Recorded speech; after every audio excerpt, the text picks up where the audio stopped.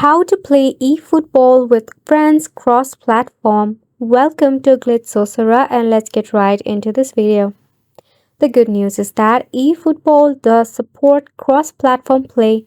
This means you can team up with a friend even if they are on different devices like PlayStation, Xbox, PC or even mobile.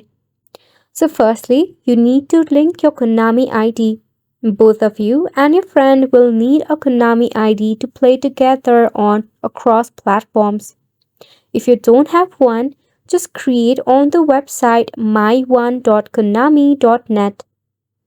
Then, once you have your Konami ID linked, you need to link to your gaming platform account that is either your PSN, Steam, Xbox, and more.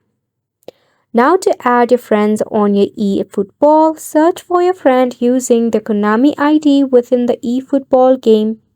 You can usually find this option in the Friends menu or Social Features section of the game.